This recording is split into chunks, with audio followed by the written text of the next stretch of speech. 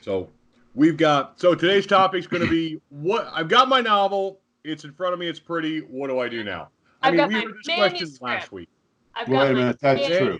Manuscript. All right, I've got my manuscript. We've heard this question 3 times last week on 3 different Facebook groups. Various people have shouted it out on Twitter, Facebook, the roof, the library at Alexandria, just anywhere they happen to be, they shout it out. What do I do now? So I figured this would be a great time to cover that in an episode. So that's what we're doing. You got your manuscript, you're finished writing it, it's sitting in front of you, and you're kind of scratching your head going, what do I do now? So there are different paths you can take, different ways you can do it. That all depends on how much you hate yourself, really what it comes down to. And how much you want other people to hate on you. So, if you're sitting in your room, you're in the dark, you're listening to The Cure, you're cutting on yourself, and you've got black lipstick, I suggest you query. Find an agent. Yeah. That's probably the worst thing you can possibly. If you really hate yourself, that's the best self-loathing exercise I can imagine. Now wait a minute. Let's roll out a caveat. Are we talking about selfie indies here, or people who want to go the traditional route? We're talking about you've got a manuscript. Doesn't matter what you are. Okay. You have not identified yourself as something yet. There are different ways to go. Okay. You can go traditional. You can go indie, or you can go selfie. These are the 3 ways, and we'll cover the 3 ways. So or you can hide your manuscript in a drawer for the rest of your life because you're ashamed to show anybody. Yeah, pretty much, or you can do that too. You have the trunk full of manuscripts. Nobody's allowed to go in there and look at them. They are working on their novel. They're working on their novel for 20 years. They got and Dan. That's the 4 words they got on their novel right now. So it's great. You gotta wait more than 3 minutes before you lay shit like that down. I laid right behind each other. That's awesome. So we'll start with traditional. Traditional is probably the exercise in self-loathing. We go out, we find an agent, we talk to the agent, they have notes, So let's start with that. The first thing you're going to do is query if you want to go traditional route. Traditional querying, what does that mean? Now, wait a minute. There's 2 traditionals. Remember, I'm a traditional and I don't have an agent, so let's keep that. That's indie as opposed to selfie. So that's kind of the difference. Okay. In indie is no agent. We're going straight with a direct indie publisher. That's more your style, which would be indie as opposed to selfie or traditional. Traditional is like going with Tor, Random House, Houghton Mifflin. Okay. You're talking about the old school. We're going to call traditional means, by definition, we're talking about an agent. We're talking about some big shot house in New York that won't care if you live or die. Okay. So I'm still, and actually, my publisher considers themselves an independent publishing firm, so that's fine. That works. Indie. Yeah. And this is just before throwing around these terms all over the place. Indie, selfie, traditional. And, if you're sitting there if you got your head in the sand and you're writing your manuscript and you're coming up for air, you're hearing all these terms and you're like, oh, okay, well, what the hell does this mean? So we'll kind of go through that. So traditional means you go out and get an agent. That means you write a really nice query letter. And this is where I suggest you go tap Google or Yahoo or Bing or whatever it is you do. You can find some great examples of query letters. Search agents for your genre, sci-fi, erotica, romance, mystery, whatever. You can get yourself a list of agents.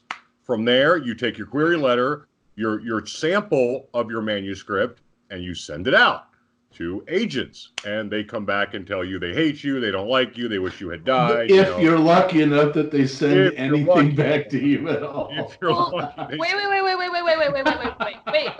You're missing like some really important bits in there, and that's making sure that your manuscript is clean as fuck. There we go. Clean as fuck. Editing. And paying attention to what the submission guidelines are. Because when you're querying, if you fuck anything up in terms of their usually incredibly rigid submission guidelines, they just trash it. It just gets round filed. It's gone. Right. Gone. You're right. So, I mean, and that's a big one. It's like, go get it edited. Okay, but wait, hold on. Now, you're at an interesting juncture, but let's tell them there's a reality here. You have a manuscript. and you want to query. So Glace is right. We have to stop and think about what it takes to get it ready to send.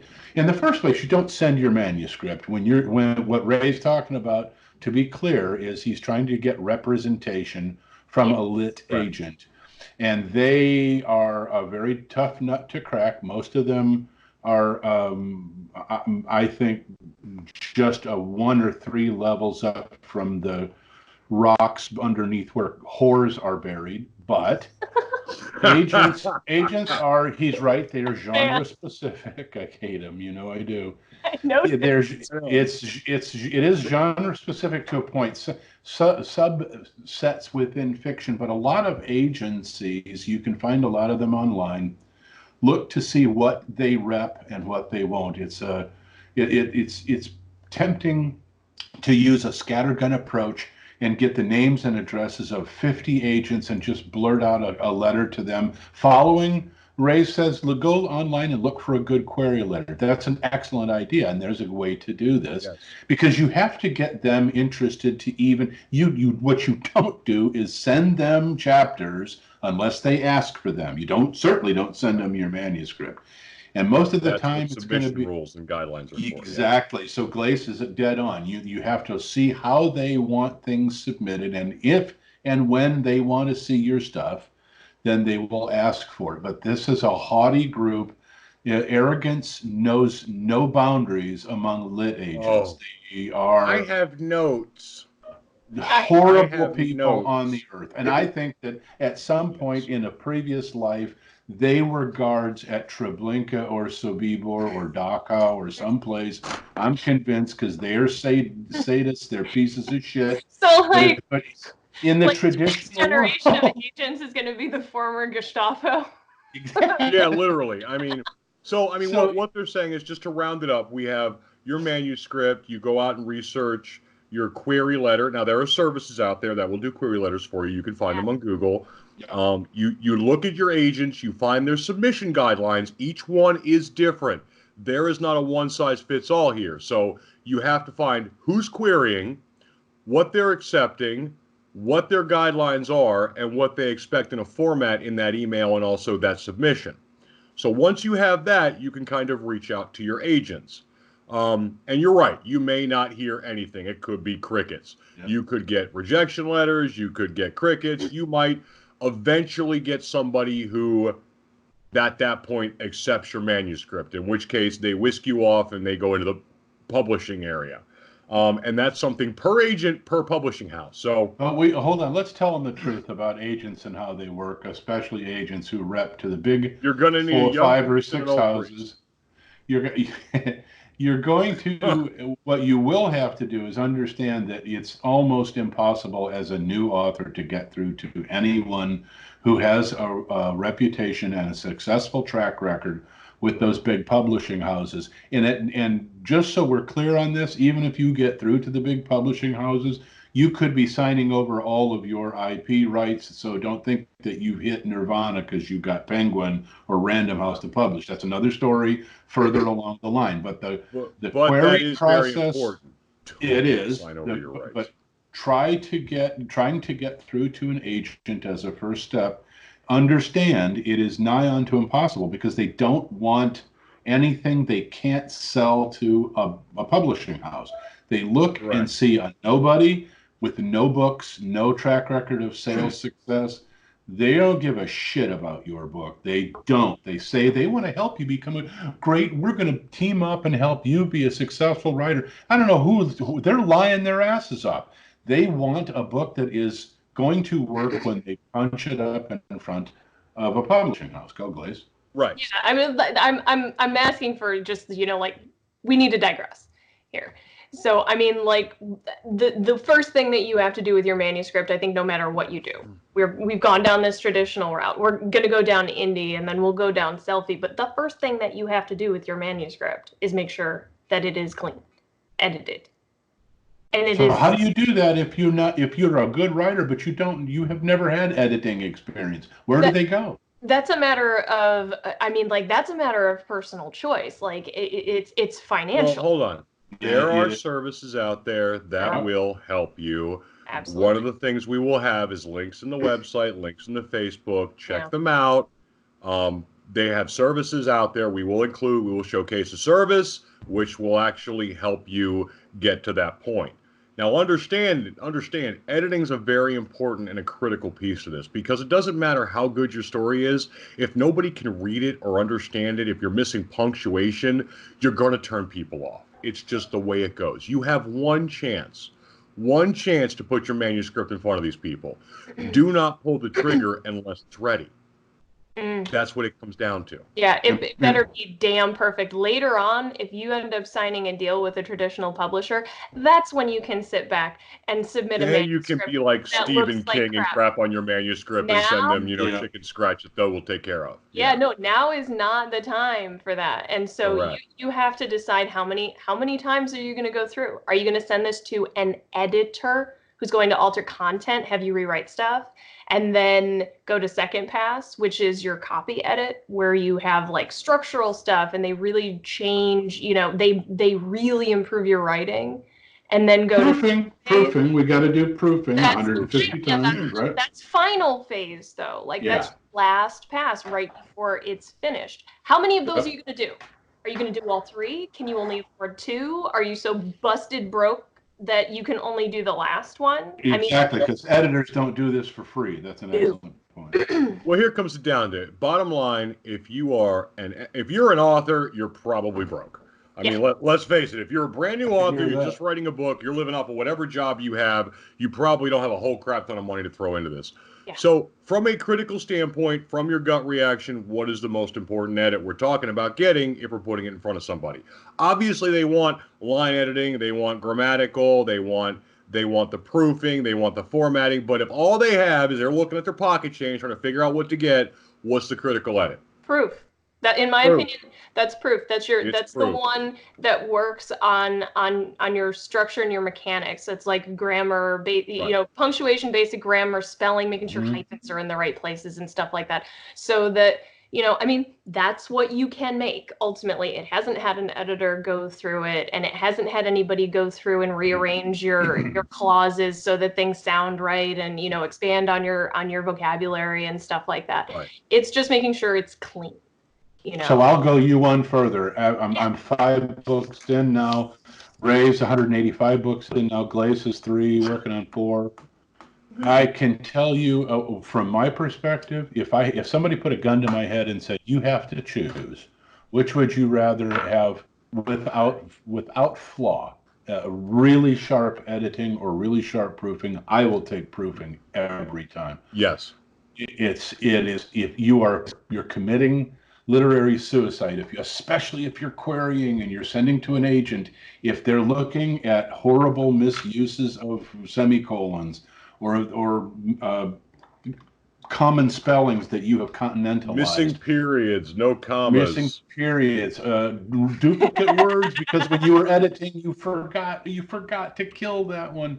And so now what you're doing is you're setting yourself up to fail. So what Glacia is saying to you, retarded words that not even Microsoft will take credit for and tell you the true meaning of. Regarded. Yes, regarded. My favorite. Regarded. So we had a run-in with regarded. You got to proof your booty off. Proof if you have people who are really good grammar hammers that you work with, that in your family, enlist their help. Get grammar hammer. That should be a title. Grammar hammer. I want that on a T-shirt. Yeah, that's I like my Mr. Right, but I want grammar hammer. That's awesome. That is good. I should get a T-shirt. All right, I'm going to try it. So don't copyright that, man. Everything stops. No, he's right. You don't. Everything stops. You got one chance. You got one chance. Yep.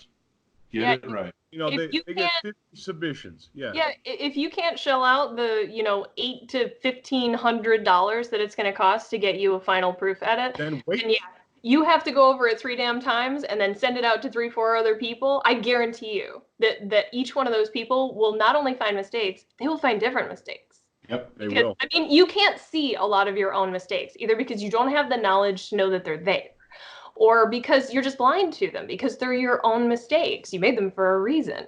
And so, in the absence of brand to throw at the fucking thing, then you have to put it in front of as many eyeballs as possible. And you know what? I was going to say especially something, but no, it doesn't matter. No matter what you're doing, indie selfie or querying, it doesn't matter. But let's face it. When I first, I don't know what Rob started writing, when I first started writing, when Glacia first started writing, Google it, what to do. They throw so much information of crap you want to do and don't do. You miss a lot of it. You miss things. And you know what? As an experienced writer, proof. Just get it proved at the very least, you know?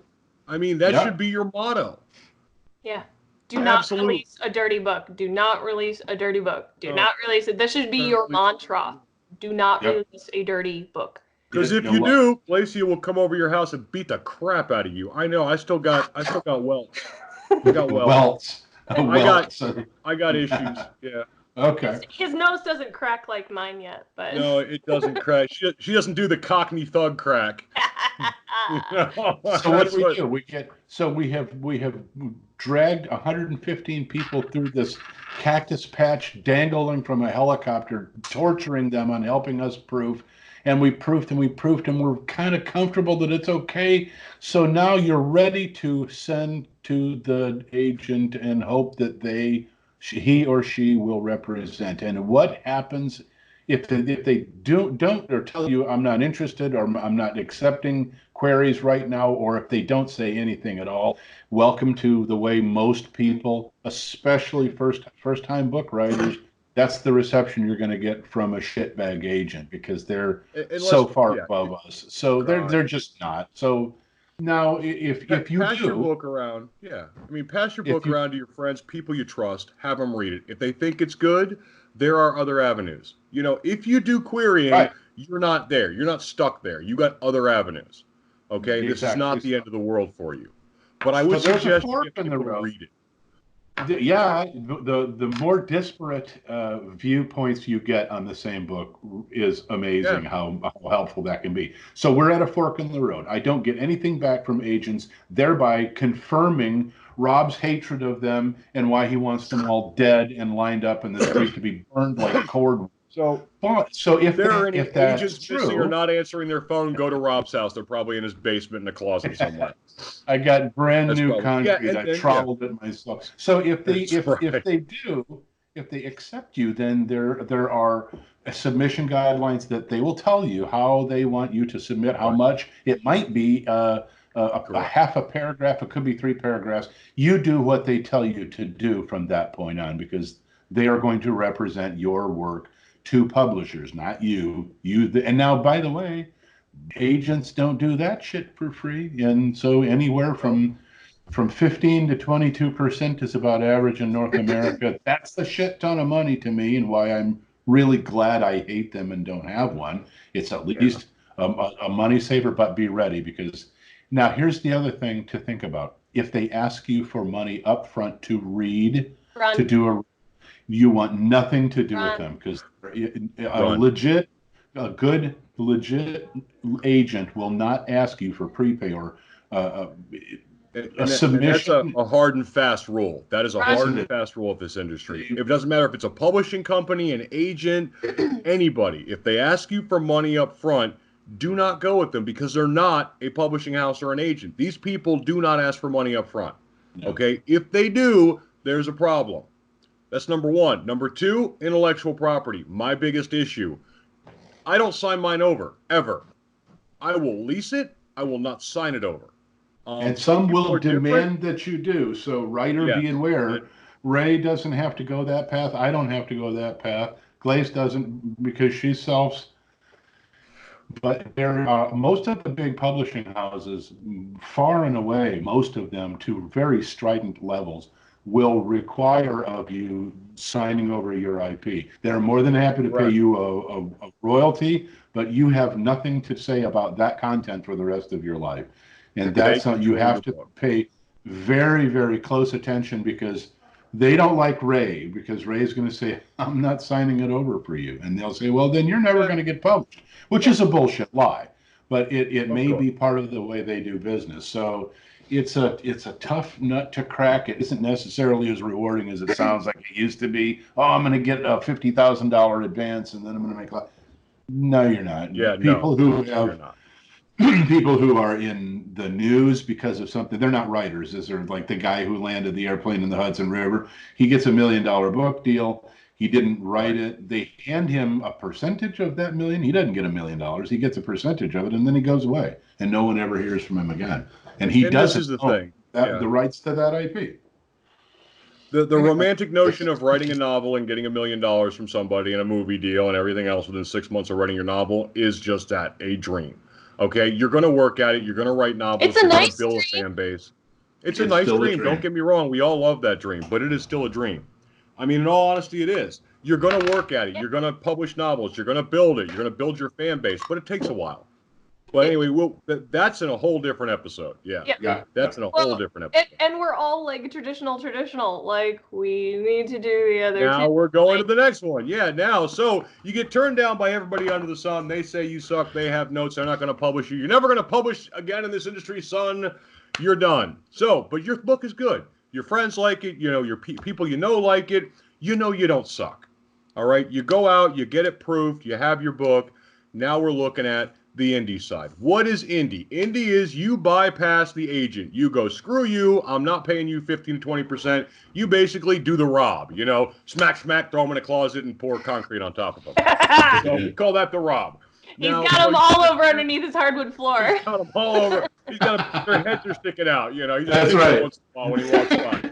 What did you say, Eddie? What did you say, Sally? It makes him feel good. Yeah. Right. Yeah. What is that about 15%? Yeah. You know. That's what How about 100% of my toe? 100% of my toe. I'm gonna 100% of kicking your ass. Yeah. So now you got an indie route. What is an indie? An indie is somebody, an author who goes directly to a publishing company. There are multiple publishing companies who will receive direct submissions from the authors. Now, you want to research a publishing company. Depending on what they do, some of them are publishers, some of them are concierges. This is a very different approach. Now, I'll let Glacia go into the two different because she knows them just as good as I do. We've had this. Here we go. Look at that. Putting me on the spot. She emerges from the rat hole. Her on the spot. Having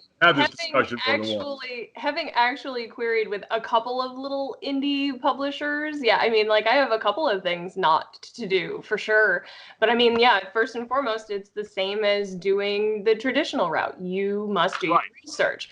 Go around and because there's a damn million of them. And unfortunately, it is not easy to find them. You know, you Google search indie publishers and you're not going to get like a master list or even, you know, a decent list of a bunch of them. You're going to get a few, you know, the ones that, you know, have their stuff pumped to the top of the, excuse me, to the Google lists and good luck.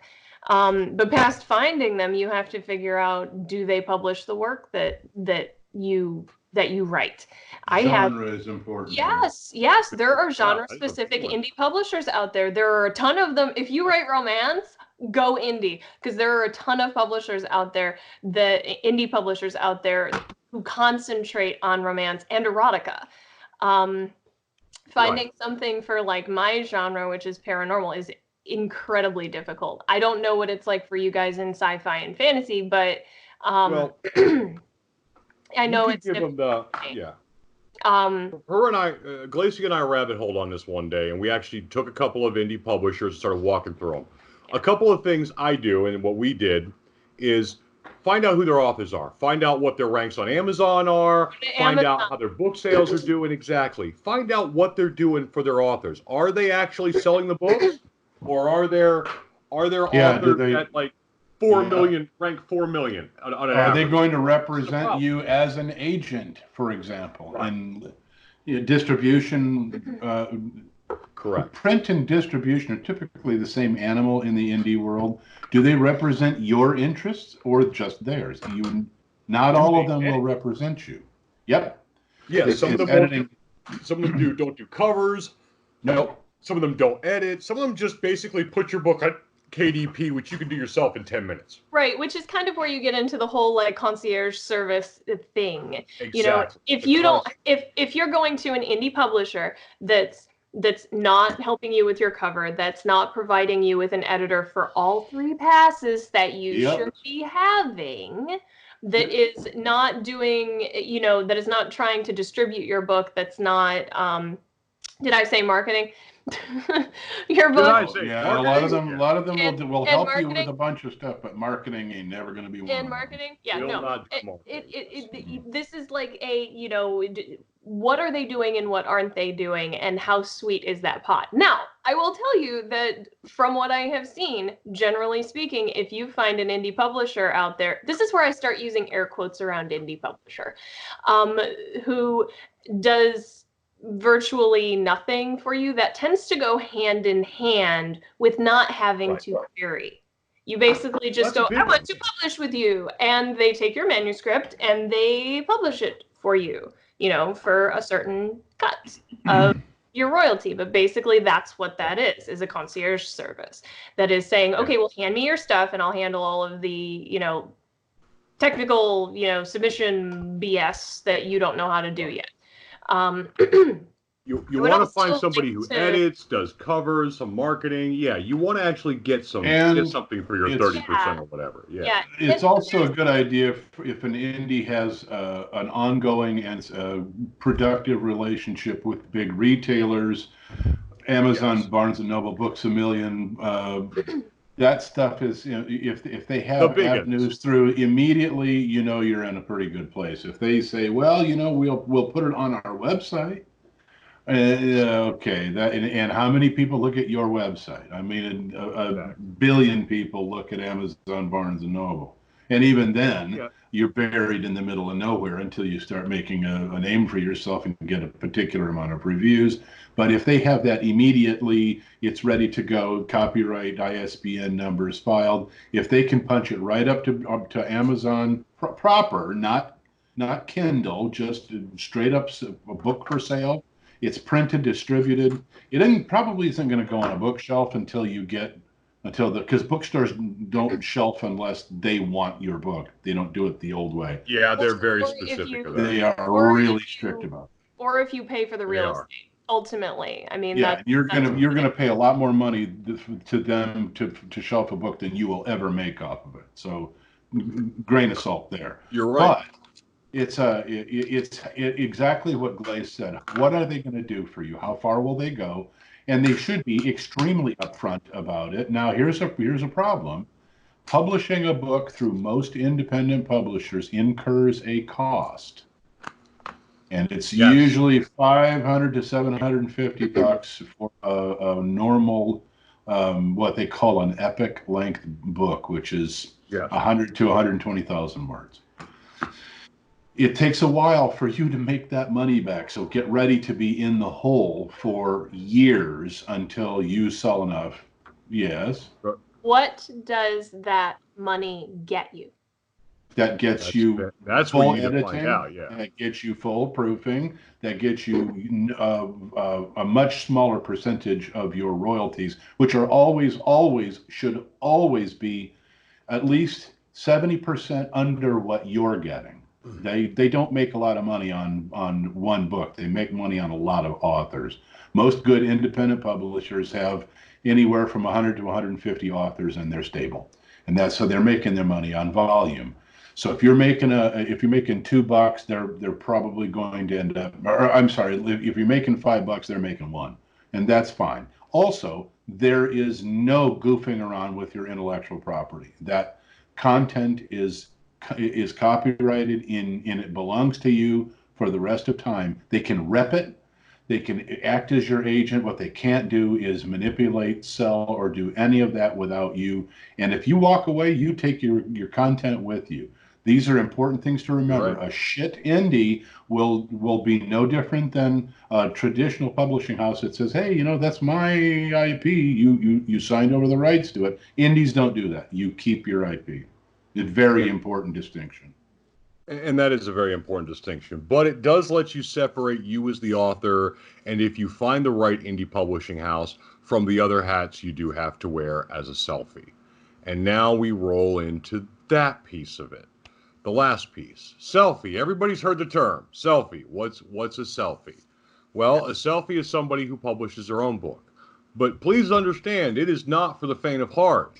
Okay? It's not we put our book up and sit there and go high five, we're going to go grab a beer. Okay? Because at this point, now starts the fun part. You are the marketing department. You are the sales department. You are the, editing and design department. These all things that you become, or you farm out accordingly. This is a big one. As a selfie, you publish your own book. It is not as hard as it sounds, but the biggest thing to do is when you're doing that, again, editing, covers, advertisement. We'll have links on Facebook and on the website to a couple of places. One in particular will actually help you go through that part of the process. Initial launch of your book to help you. You have to understand, as a selfie, you're always working. If you're not writing, then you're selling. If you're not selling, then you're marketing. If you're not marketing, then you're putting up ads or campaigns or something else. It is all-inclusive. What is the benefit of that, though? It's the money. You keep 100% of what you make. Your books, your audio books, whatever you're doing, your intellectual property, you keep the full amount. You can do whatever you want with it. It's your decision 100%. This is why the selfie market is growing. You are now becoming the ability to maintain and gain as much money as you want. Because we don't make a lot of money per book anyway. So giving any of it away is usually detrimental unless you're getting a big service for it. Yeah. Please understand, if you're going traditional, or you're going, indie, or you're going selfie, the biggest thing to look at is what are you willing to sacrifice and what are they going to pick up? That's really what it comes down to on any market. Everything is an opportunity cost. So what are you doing? Are you Explain that. Explain what that means. Right. So the everything that you do, every decision that you make is going to cost you something else. You can't have everything. And so if you're going the selfie route, you get to keep your, the royalties. The only entity who's taking a cut is Amazon. You're not paying out to anybody else, just Amazon. And there are two things, for selfies, two sites you have to remember unequivocally. kdp.amazon.com is your number one site. That is your publication system. Getbookreport.com. That's the second one you got to remember. They do not sponsor us. Neither of them sponsor us. This is honestly. No, they would be burned alive than sponsor anybody. Trust me. We use Book Report and KDP as your publication. Book Report is free. So I mean that's the thing. It's an amazing little piece of stuff that allows you to keep track of your numbers.